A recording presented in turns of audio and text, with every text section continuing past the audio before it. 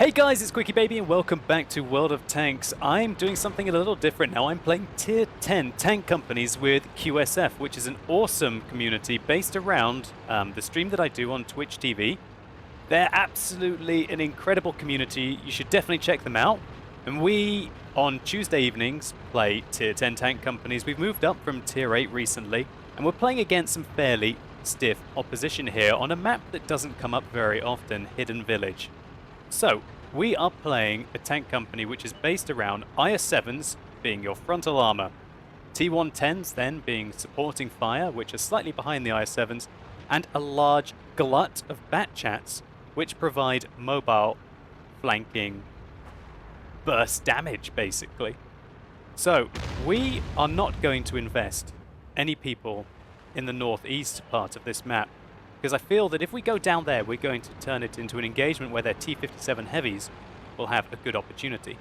Instead, we're going to get some eyes out around there, make the enemy think that we might be sending our medium tanks towards the east or the north part of the map, but instead, combine our bat chats along with our heavy tanks to try and pincer the enemy here.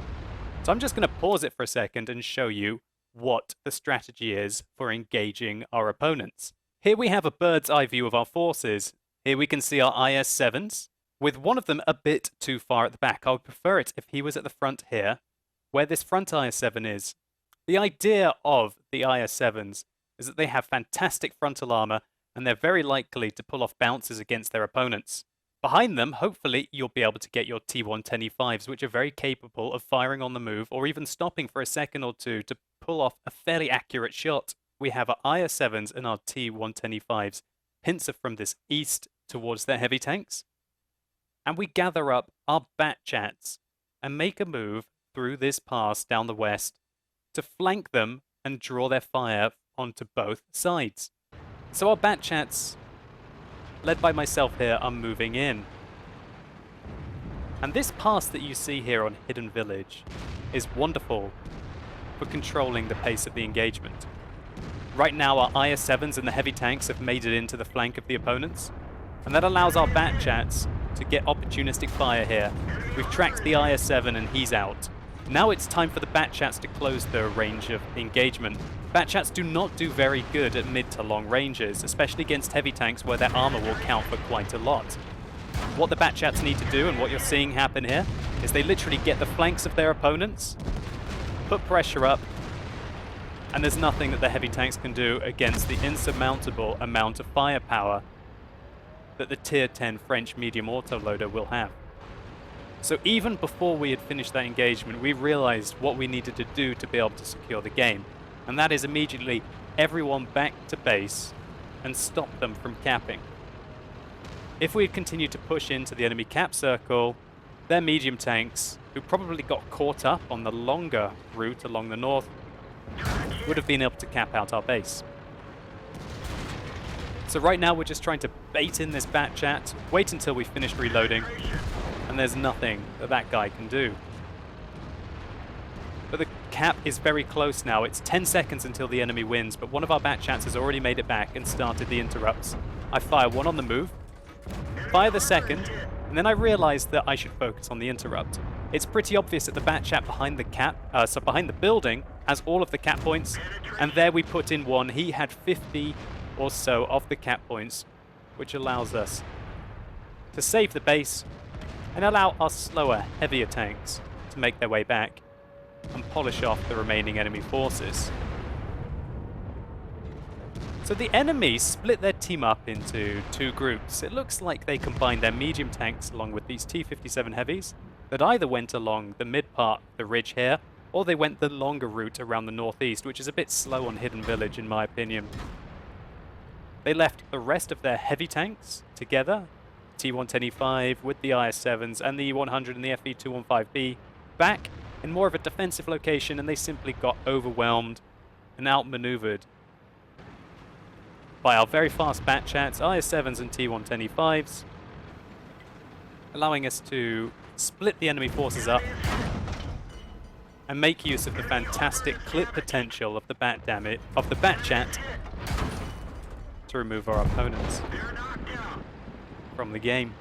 So from here on, It's nothing very spectacular, it's just a case of cleaning up. We managed to get a few flanking shots here into the side of the enemy 268 while we hunt down the remaining artillery. Luckily for me,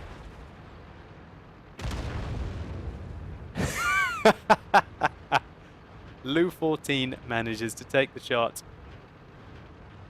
And I have 3 left, which should be more than enough to take out Conqueror gun carrier.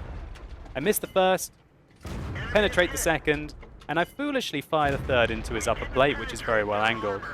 And that's a mistake that I've learnt from this game, that the Conqueror gun carrier is indeed very thickly armored on the upper plate, and you'd be better to shoot it in the upper structure here, which is very flat and thinly armored.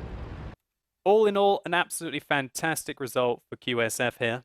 Our IS-7 and T10 Spearhead was able to flank round this large group of heavy tanks, combining that with the Batchat's clip potential, and we literally took out half of the enemy tank company without losing a single tank. Anyway, let's move along and we'll take a look to see how this composition worked out on Ensk. Time to roll out. So we're playing on Ensk with pretty much the same team. And the idea is initially that we're going to be pushing towards the west central part of the map. We're going to be trying to do the same thing. We're going to try and get our IS-7s at the front, T10s behind them, with a Batchat flanking force. Hopefully able to catch a group of the enemies, ill-prepared, or simply outplay their medium tanks. Now, one thing that I've been noticing while I've been playing these Tier 10 tank companies is the idea of Batchats versus T62As. Now obviously T62As and tanks such as the Leopard, tanks such as the Object 140, all of those single shot medium tanks are going to do better if they survive the initial engagement.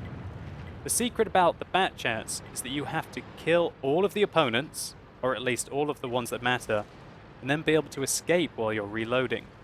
But in doing so, you can't allow the enemy forces to also overpower the rest of your team. You can't leave your heavy tanks behind. Unless those Batchats win the initial engagement and manage to have a significant impact into the enemy before they have expended their 5-clip ammunition, they're going to be in a lot of trouble, because it's very likely that the single-shot medium tanks on the enemy team are going to be able to then win the resulting skirmish. So we haven't been able to find the enemy tanks in the west, which means that they're either going to be pushing aggressively down the east, or they're setting up for a defense. So, to counter this, what we're going to do is we're going to have a scout go out towards the east. But before we're able to do so, the enemy Batchat gets spotted and taken out with some marksmanship from the 50B and the IS-7s under the train tracks, and those kind of hits give you such an advantage. So the enemy sent a Batchat out to try and scout us, probably for their artillery, as well as maybe just to have an idea of what we were doing. By taking him out of the game, it has a huge impact for us, and it allows us to, in turn, start to try and spot the enemies and pick them apart one by one. So here we spot a T62A that's making his way down the railroads along the 5-6 line. So it's time for Scout Chat to see what he can do and keep this T62A locked in place. Enemy armor is hit.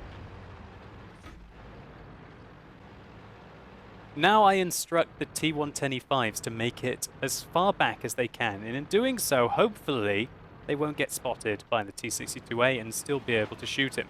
However, Ensk is such a small map that it's very unlikely that you're going to be able to get outside that 445 meter spotting range.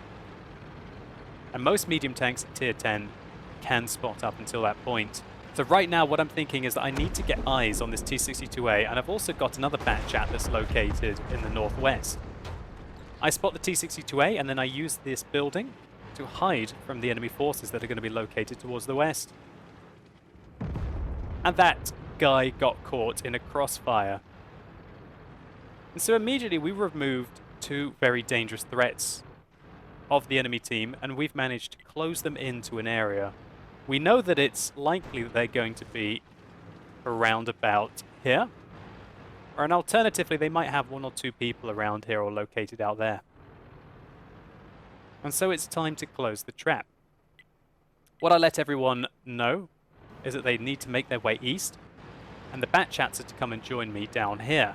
I'm being a little bit aggressive with my spotting. That's because it's very likely that I'm going to be able to see either the enemy artillery or a softly armored AMX-50B.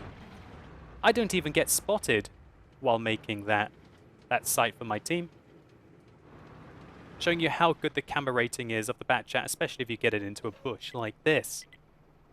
And right now, it's just time for my artillery to go to work on these lightly armored targets that are caught in position. And so right now, we can see that our heavy tanks are making their way along that flank to be able to try and get into position, to be able to shoot up along here, hopefully from defensive locations or without even being spotted against the enemy, that our bat chats that are now located along here are lighting up for them.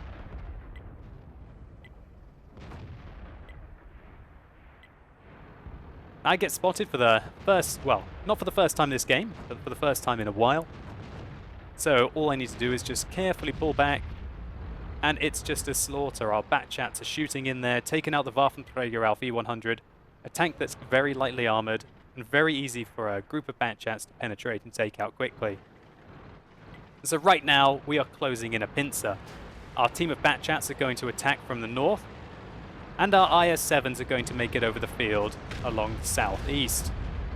And this is what Tier 10 tank companies are all about. We already set that IS-7 on fire. He uses his fire extinguisher, but we set him on fire again. The enemy are caught with their pants down, and it's time for the bat chats to take advantage of that. Unfortunately, you can see that after that initial spree of damage that the bat chats are able to do, once they start to run out of ammunition and they get caught in this skirmish engagement, they need to have their friends back them up. And in retrospect, I think I mistimed the push a little bit. I think it would have been better if the heavy tanks had been given an extra 5 or 10 seconds to attack and allow the bat chats to have a decisive side engagement once the enemies were already focused or even softened up a little bit.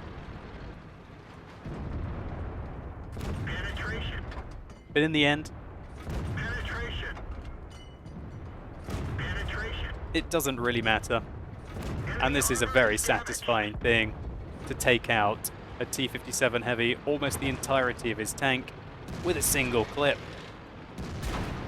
And that is why the bat chat is probably one of the best Tier 10 medium tanks, especially for tank companies if used well. So another successful engagement for QSF. Most of the enemy team literally got caught in a tiny area of the map and shot from 2 sides, and that's never where you want to be. The few scouts the enemies managed to get out of their base got taken out very quickly indeed by some great marksmanship, as well as the bat chats controlling the engagement range. Anyway guys, this was a first look at the Tier 10 tank companies that I've been playing with QSF recently. I've been having a hell of a lot of fun. You should definitely check out the QSF community if you're interested in joining them. I know they're going to be participating in the new Clan Wars event that's going to be coming up, the new season. So if you want to be a part of that with them, check out QuickyBaby.com and make an application. And I also know that the North American QSF department is looking for members as well. So it's not only Europe that you can apply from. But hopefully you enjoyed these couple of replays. Is it something that you're interested in me doing? Making footage of the tank companies that we play? If it is, then please let me know in the comments below. And if you want to see more, think about giving the video a like down below. Remember that I play tank companies of Tier 8 and Tier 10 pretty much every Tuesday with QSF on my live stream. So if you're interested in coming and seeing how it actually is and not just the highlights of it, then check out twitch.tv/QuickyBaby. I'll be playing tonight, immediately after you guys see this video. So think about coming along. Anyway, guys, as always, thank you so much for watching. You've been epic, and hopefully I'll see you soon.